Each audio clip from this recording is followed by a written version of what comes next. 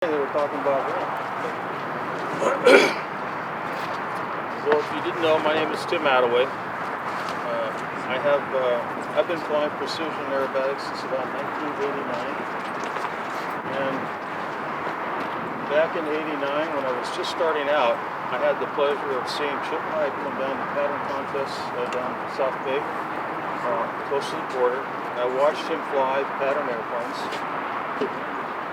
I watched him compete in the Worlds. I watched him fly pattern airplanes that looked a lot less like these. These are his current creations.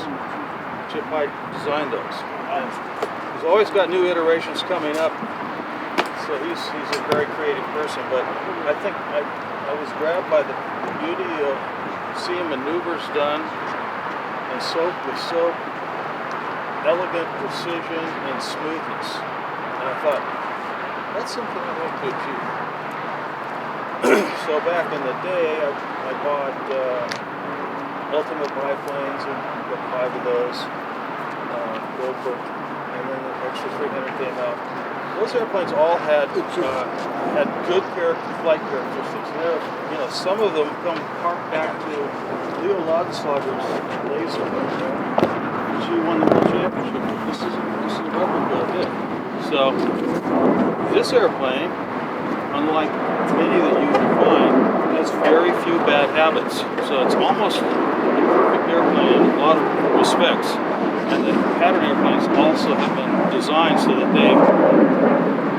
all of the things that affect the flight of the airplane and the precision of the airplane are compromised out of it.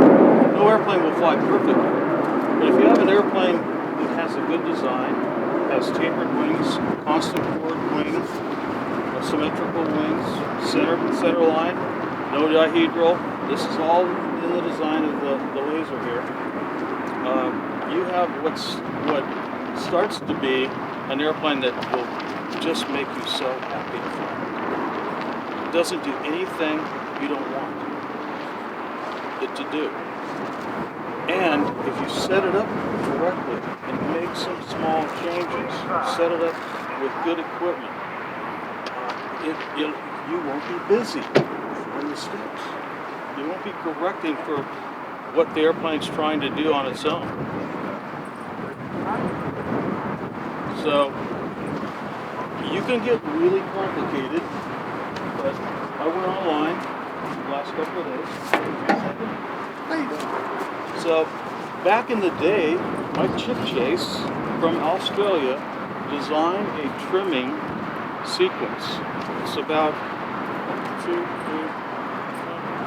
8 or 9, 10 steps on how to get your airplane to fly better.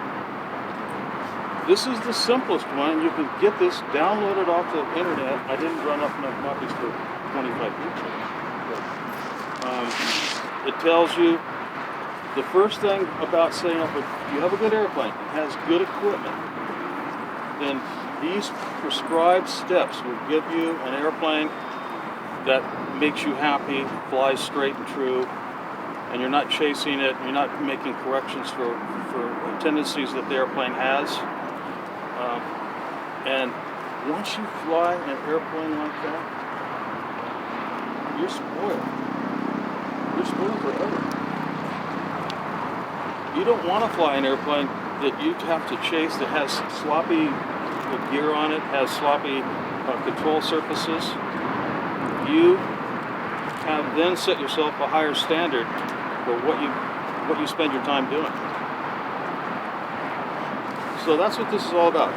Now, there's a couple of them here that I would suggest also off of the National Society of Radio Control Aerobatics is a pattern trimming chart by Mike Walpole, and I'll put these names up there in case you want to go online. It basically takes Mike Chipchase's thing, gives a little prologue about it, about what's important to think about, and then the steps. It's done nice and neat. It's 4 pages. And then the most complicated series of setup suggestions from Peter Goldsmith from Australia. I saw this in a magazine about 10 years ago, and it gets into some of the really esoteric, small little kind of changes you can set up with your airplane. All of them, however, go with the basics, okay? So I'm just going to keep it simple. Once you have an airplane that has really good servos, no slop anywhere in the servos. This airplane costs $270, and the servos cost $300. 4 servos. Digital. I've had probably 400 or 500 flights on this airplane, and they're still strong, and they center, okay? And they center and they don't blow back. If you have a surface that has a weak servo on it, and you try to do a snap roll or a roll, and the thing is not strong enough to hold the surface, it will blow back, and you will get all sorts of screwy stuff. So what you need are the best servos that you can possibly afford. Don Lowe was at a pattern contest, and used to write an article for a magazine, and he said, spend money on the most powerful and accurate servo you can if you're going to fly. Put them on your ailerons, and then put them on your elevator. Because if you don't, the airplane, you'll be chasing the airplane. So, with that said, the first step is to come up with the center of gravity.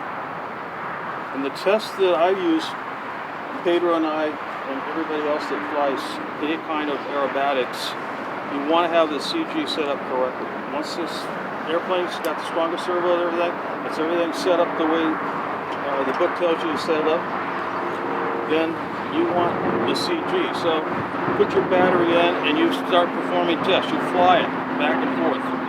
If you see that it has some tendencies when you're just flying it at the beginning, try to get those out. In other words, you might have an aileron that's up a little bit. You won't get a perfect airplane. You may have to have a little bit of trim in one of the ailerons. You may have to have a little trim. You may have to change the thrust on the motor. All those things are really complicated, but you know, at the start, you just want to make sure that the airplane flies as straight and true as you can. You want to have some fun, right? So I'm not gonna complicate this thing too much. But what you do is take that airplane up and you fly it around, okay?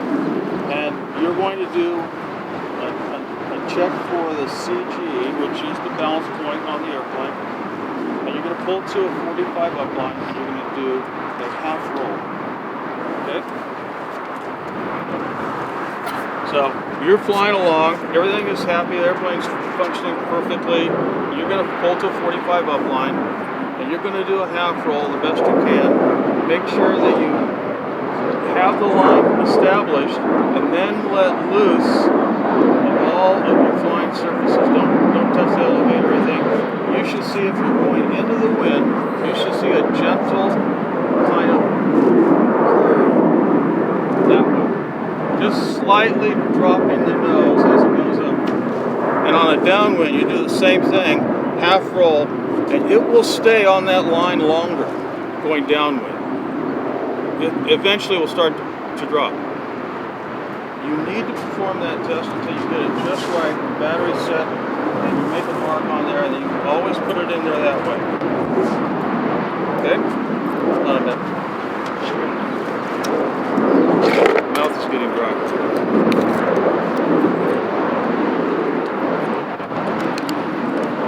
So once the CG is set, then all of the surfaces. Yes. My question: during the test, are you maintaining throttle over after that test? Yes, you have throttle on. Okay, so you go up, and you're controlling it, and then you squeeze everything, and the throttle stay where it's at, see what it does. Right. So Chip Davis and the other guys say there's other ways to perform CG tests. One other is to just roll to invert it, and if you have to use a lot of down elevator to hold the nose up. If you let loose of the elevator and the nose pitches down, it's pretty much nose heavy. And for flying precision, being a little nose heavy is not a bad thing because it spins better and it snaps better, and you can use a little pressure when you get inverted, and it has its benefits. So you don't want it to be completely neutral. You'd rather have it when you might have to have a little pressure to hold the nose up inverted. Okay? Any other questions at this point? Okay, so once you've established the CG, then you're going to be looking for what the airplane does on. Let's see, let me take a look at the other one. Scoot over.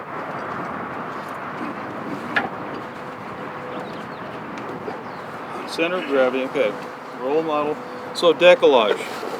One thing that you want to make sure is that the wing is going to be the correct decollage or incidence. Some of the pattern airplanes are set up a little negative, and the stab is set up right on zero, and they adjust with the motor thrust to put a little tension in the airplane.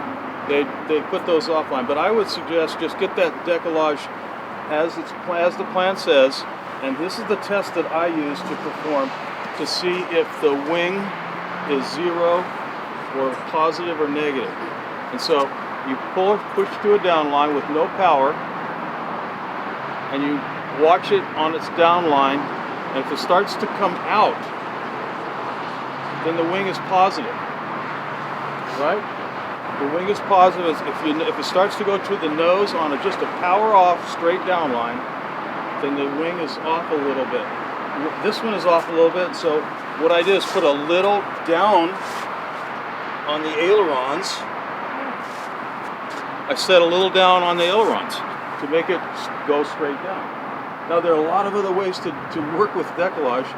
Back in the day they would cut the wings off and they would do different things to get that perfect, but I just put a little bit of, program a little bit of okay, so if it tucks in, guess what?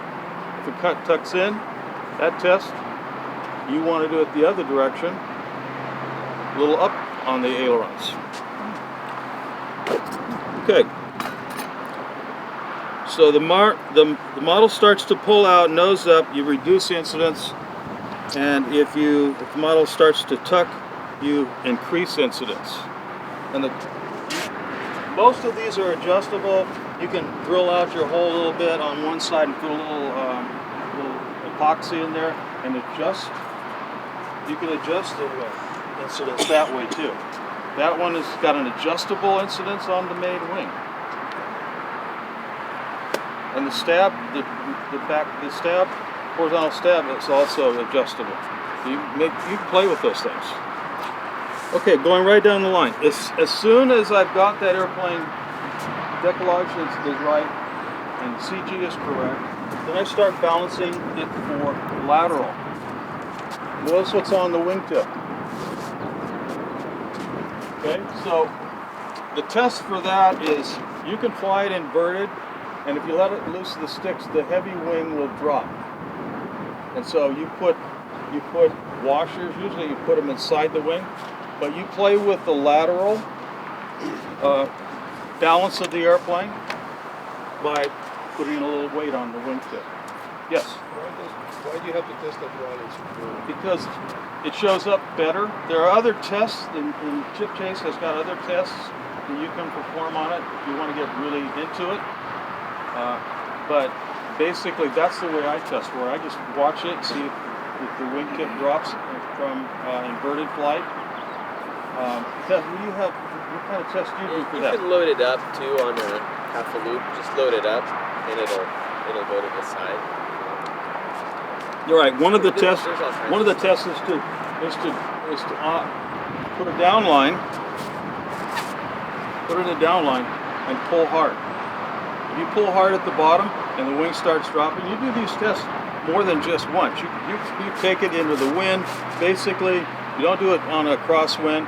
you do it into the wind, and you pull hard on a down like that, you'll see the wing dropping. Now this is if everything else is good on the airplane, right? Right. Before you get to that test, you have to verify other things. So.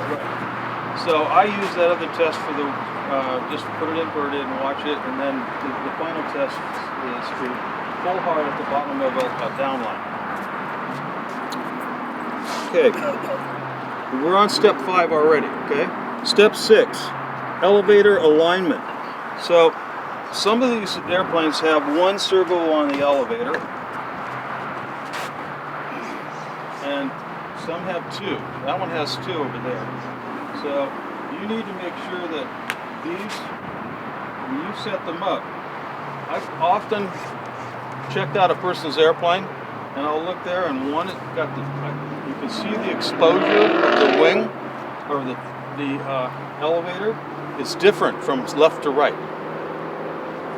This will be up a little bit, this will be down a little bit, this will be warped a little bit. Anything like that will create a problem in flying straight and true. So there's several tests to perform. Fly model away from you and into any wind, pull into an inside loop or vertical climb.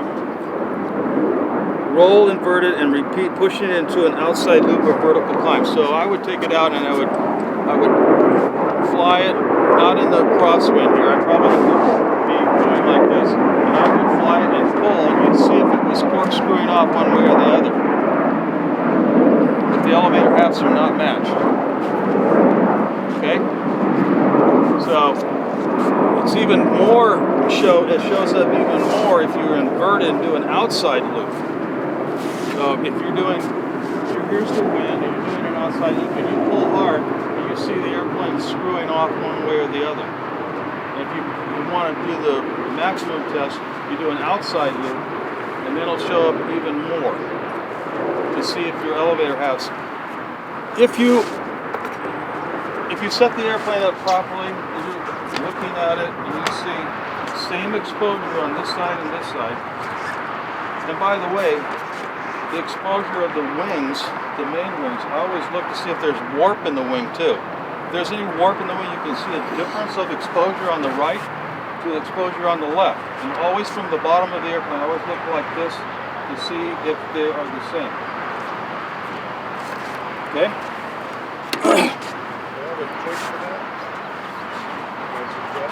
You can, if the elevator halves are not matching, we call, this is one of the basic tools of setting up an airplane. You put it on the surface, you set it at 0, and then you deflect it at low rates, medium rates, high rates, and you check to see that you're getting the same throw on both elevator halves. Just call it an incidence meter, it's like $20. Oh, digital. He got the digital one. That's just showing There off. you go. Actually, Tim's works really good for the field, better than the It does what you need it to do, and it's so simple. Here, take that. Tim, can I mention something that we noticed on one of Eric's planes last week? Sure. A lot of these models, especially the wood ones, they have these balances here on the front of the elevator that will help reduce some of the force as you're doing deflection. Eric had a plane out here last week where both sides were lined up at the front, but yet the back side of the elevators, there were more than a half-inch different because of a twist in the wood. And every time he would put it into a loop, it would drop that right wing and it would spin out. So one thing to look at also, as Tim said, always make sure that you get a look from the back of the airplane. And I actually like to set mine up before I even put the rudder up. That way I've got it straight across. I take a piece of carbon fiber rod on each side, and then as they're going up and down, I look to make sure that they're both going the same. And even at full deflection, we've had a couple where someone was one servo short, so they bought a new servo that matched what they had, and the older servo at full deflection was a half-inch off from the newer servo. So that's one thing to look at also when you have an elevator that's split and you have a circle on each side. Even though they match in the middle, you need to make sure that they match through the full travel. And this little incidence meter is your ticket there. And I always keep 2 in my truck, so if you're here and you need one, just let me know. I'll let you use it. Thank you. Can you use a pair of dowels? Right, you can put, I've attached these dowel on both sides and watch, and then work the elevator all the way to its extreme. It should match, the dowels should be right out here, right? And then you just match them up. Yeah. And you can put them to the, you can actually put them to the center, like Pedro and I have done in the past. And there's all sorts of things to make sure that this, if you haven't set that thing up and forgotten to do these basic checks. Okay.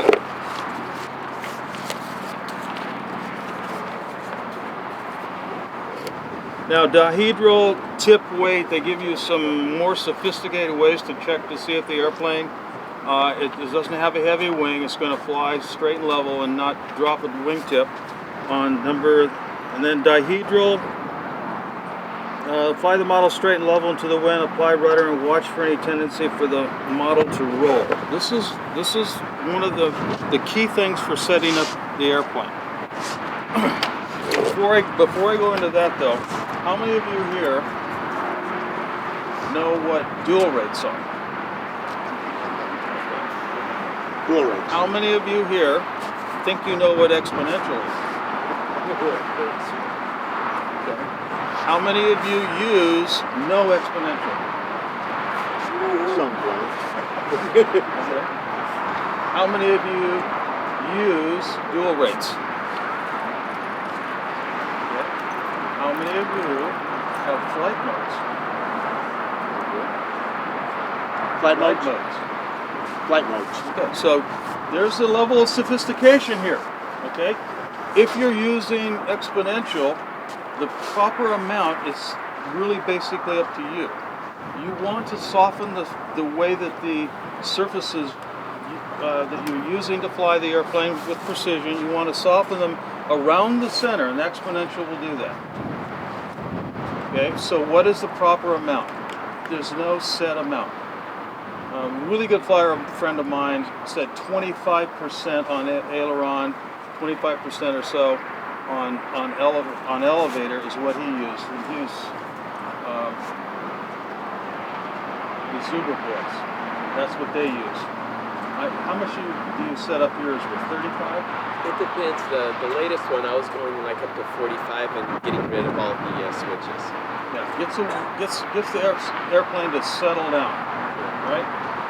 So, talking about sophistication in terms of exponential, you want to set up, to start with, I would suggest 30% on all flying surfaces. To slow it down around the center, so it's not twitchy, okay? As far as dual rates are concerned, dual rates are really a thing of the past. When we used to fly pattern airplanes, you have 2 switches you had 3 switches. You had a rudder switch, you had an elevator switch, and you had an aileron switch. Well, I'm here to tell you that you want it on one switch, right? This gives me low rates, and we'll show you what it looks like. Let's get it on the right airplane. Go ahead and talk if you think you've got something to add. Steve Dente is really good at trimming. Ray's good at trimming. Pedro and I have been trimming airplanes for a long time. Go ahead while I get this thing set up. Do you have anything to say? The only thing about switches is when you initially set up an airplane, your initial setup, go ahead and program as many switches as you want. You want to go up there and try one, try just the ailerons, play around with those. But once you're competing, the least amount of switches you can use, the best. And I got to the point where I'm not flipping any switches at all. I just have a bunch of expo in it and go up. Sometimes I'll switch one for the stall turns, and that's about it. But just try and keep it simple. The more you keep it simple, the better, and the more you practice, the better you get. That's really the key. Fly as much as you can. I have all mine set up with 3 rates, flight modes, and I complete just one of them, and the other two are just for 3D stuff. And then I have an extra switch for the rudder. Like he said, the only time I want to max out the airplane for precision is installed through. Everything else is maximized to give me nice, even flight, or still do a proper snap. If you do that, you don't need to switch. Okay? Okay, so you see this airplane, you probably see me fly it. I fly on, most of the time I fly on low rates. That would be with this little toggle slit. It's got the little rubber thing on there so I can feel it, right? It's right on my left index finger. So this is my throw,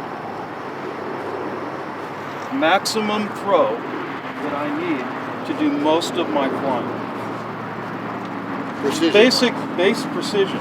Yeah. Basically, we're talking about 20 degrees of deflection up on the ailerons, but this one probably a little less. About 11 or 12 degrees of deflection on the elevator. A little more on the down, because the rudder has an effect on it. You want to have a little bit more down, maybe an extra degree. And this comes in handy when you have that. Okay? So rudder, not very much, huh? I can do a knife edge indefinitely with that setting. How much deflection is that? 12 degrees maybe? So on lowest setting, flight mode 1, and then flight mode 2, here's a full deflection. You can see everything go up a little bit. See that? And then if I want to do 3, if I want to do snap rolls, this is the one when I have an aggressive snap roll where I have to do 2 consecutive snaps, positive or negative, on an upline. You don't want the airplane coming offline, so you go up to a second level for doing snap rolls aggressive style. Okay, so there's basic. Yeah, wait. Well, Go back to 0. Go back to 0. we can find out. We all have these angle gauges. Yeah. We put them on all our surfaces, so we get everything 15.5. perfect match. So I'm flying only with 15 degrees of deflection on the ailerons. And the elevators doesn't look like it's more than 10. Put it. Okay.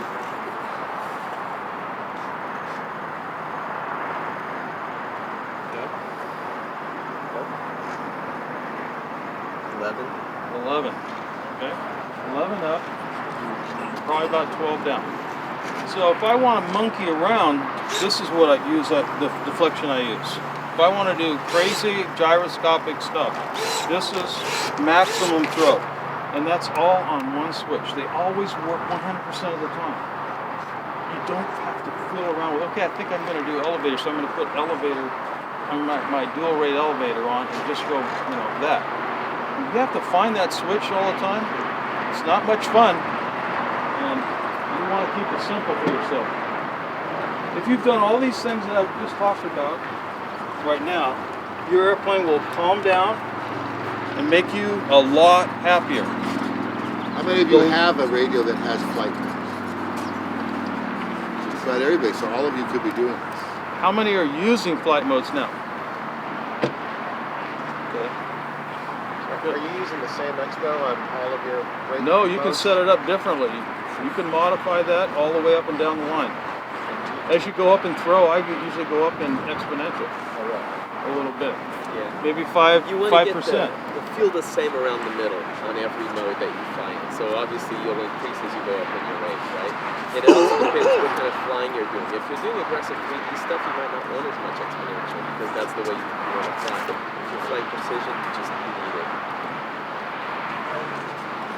Yes, when you use dual rates, if they are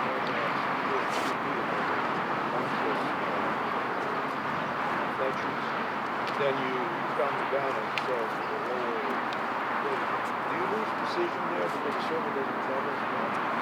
That has to do also with the initial setup. You know, you set up a plane basically of what you're going to use the plane for. If you're strictly using it for precision, you use the full travel of the throw of the servo for a small amount of degrees, right? And then you get a ton of precision on that. If you're doing 3D, then you're going to lose some precision down on the low end. So it's give and take. In order to accomplish that is the length of your servo arm, right, in proportion to the length of the control surface. So what you want to do is have full stick movement with small movements in the plane. That increases your resolution. What he's talking about is, notice I'm not on that on the outer hull. The closer I am to the shaft, the better resolution I'll get. Can you turn it this way? Taller. This one's usually a lot longer, the horn, and the output shaft off the servo is closer to the hole because that gives you better resolution and more power. If you put a really long servo arm on there, you just reduce the amount of ounce-inches power that your servo has. You cut it in half.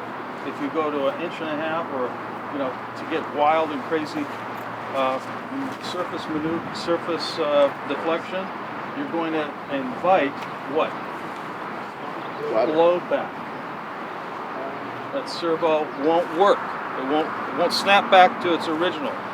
The servos on this and all these pattern airplanes and what have you see have the ability to actually deflect without any blowback and then return to zero and bring that airplane back onto position quicker and more positively because it doesn't have any blowback.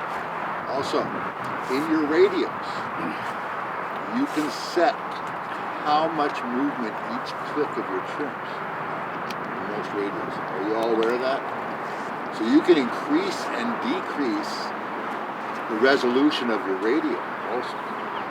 Most of us, when we're doing that, we take off on our trim flights, we leave a rather large amount of effect for each click. And as we get more and more dialed in, we start reducing the amount of movement per click so that we're really getting fine-tuning at the end. So most of you don't know that you probably have that capability in your radios.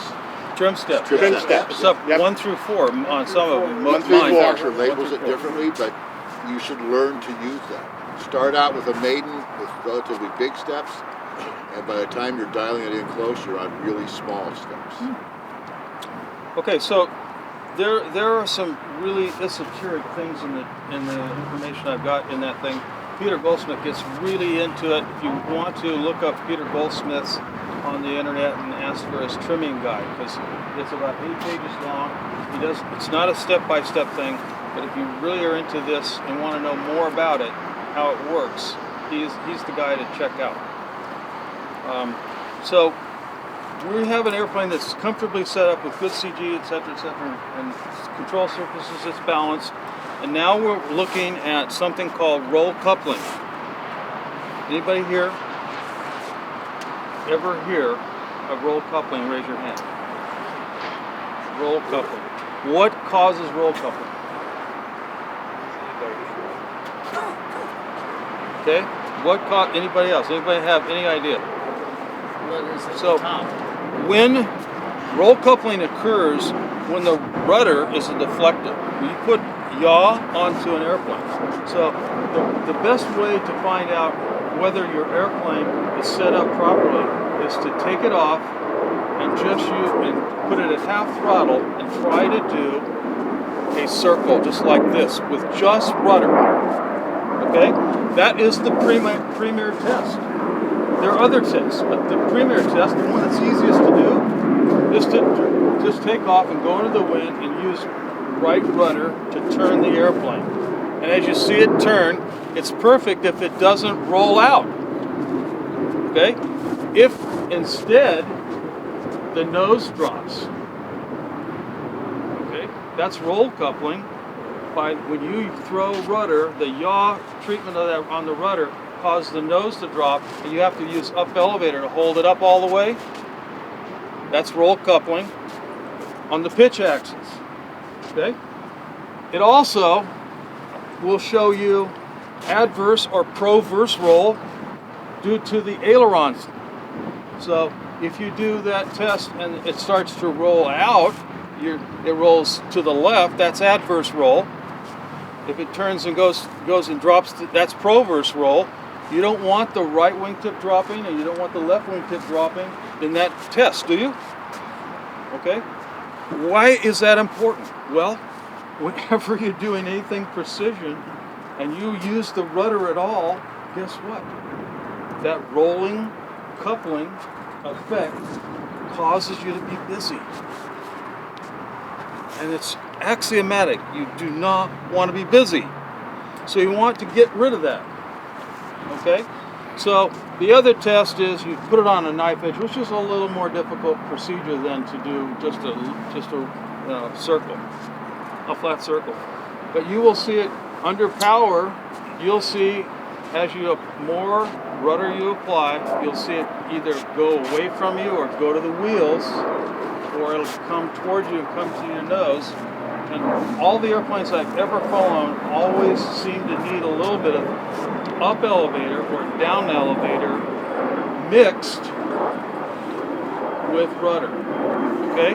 So when I throw right rudder to hold the line, it will go to the wheels. So I put about 2 or 3 degrees, units of percentages of up elevator to whichever rudder I want. Rudder, right rudder or left rudder. Sometimes it can be different. Left rudder you might have a little less. Right rudder you might. It's usually about 4 to 5 percentage points, guys? Yeah, about 4 or 5 to get Very it. small. And then, okay, once you get it doing that, then it might start. The wing might start rolling out or rolling in. So what do? If it rolls to the right on knife edge, you're going to put in a little bit of what? Left aileron in your program to hold that line. These are mixes. How many of you guys have ever programmed mixes? Good. Programming mixes in these computer radios are so simple. But really important, before you get into the mixes, make sure you spend a lot of time trimming out the airplane, because mechanically you can get rid of most of these things.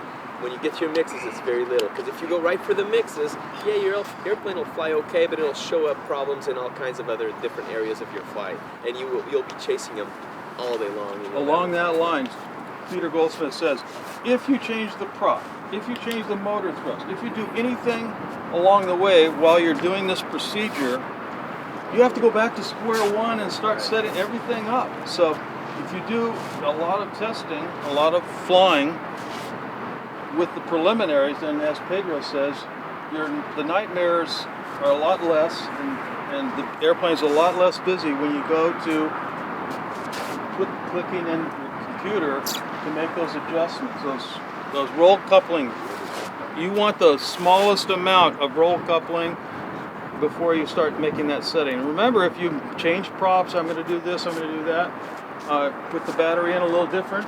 Okay, if you put the battery, make it nose heavy, guess what you just did? You're back to square one in a lot of ways. So you need to know where to put that battery. I actually have a mark on mine. If you look at my pattern airplane, you'll see it's a series of marks there where I put the batteries to get the CG correct. I'll also say that it's a never-ending. Every contest we ever go to, in the morning, everyone's up doing flight sim and changing these things really subtly for that day's contest. It just, for some reason, you never get finished. But it's, What happens in a flat turn with the rudder if it rolls in or out? What you always put a mix in. Aileron mix. Rudder to aileron. Rudder is master, aileron is Roll coupling test, so simple. Take it up, medium power, and just try to do a circle on the horizontal. Bring it back without touching elevator or aileron. Once you see what it's dropping, then you need to do roll coupling programming. Most airplanes will have some sort of roll coupling. And it also is, it is tied to how much power you put on it, right? speed. This is not, the speed and the P factor on the motor pull, there's all sorts of interesting things that are going on up there. But at about half throttle, you should be able to see what your tendencies are to get rid of any roll coupling issues. Chip Hyde does a lot of throttle to rudder mixes. He said, yeah, and I mean, Peter Goldsmith says if you're on a 45 down line and you're off power, then the motor's not pulling the airplane to the right, and you'll find a wingtip drop. So he's got a mix for that. And Chip Hyde, he's the Lives on his guru. throttle. He sets everything up 0, and then he programs in right rudder to counteract the motor thrust. Instead of setting up 2.5 degrees, which is most pattern airplanes, they set it off to the right to counteract the pull of the prop disc. It will pull like this, so they set up the motor 2.5 degrees to the right, so it'll go straight up and not go off to the left. Chip goes, okay, forget that. Well, Chip is crazy. Chip, Yeah. we could tell stories about Chip. With But his Chip mixes. goes, he just sets it up 0 and he says, I'll program that out. I'll just put 3 degrees of right thrust as on full throttle. When that throttle was new, I took one of those to a contest up in Central California where Chip was at, and I was winning. And Chip came when I was out. I got called to judging. And when I came back from judging, Chip had my plane apart and the radio reprogrammed. His never asked me, and I didn't win that last round because that plane didn't do anything I expected it to do. And so all of this is very personal. It sounds like there's a right way and a wrong way.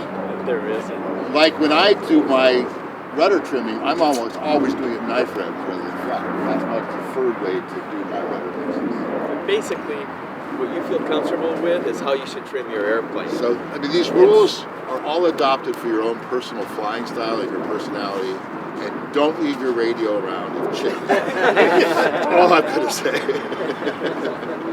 Okay, so any questions at this point? Yes. Aileron differential is the next subject. Okay. So, one test that I like, yes. I want to go back to flight modes. Mhm. What flight modes do you use with pattern planes? I'm familiar with them for gliders, but I've never thought of using one on a pattern plane. So, flight modes for most precision flyers, you want it set calm, so the airplane is calm and draws straight lines, so it doesn't do anything really quick. But when you have an aggressive snap, you want to probably go to a higher setting, to setting number 2 to do a snap. You have to come back, right? Especially if it's on a vertical. Also, when you are approaching to do a spin, when you pull it into the wind, you're just going to spin it in. Sometimes you need a little more elevator there to get the nose to actually drop and go into the spin.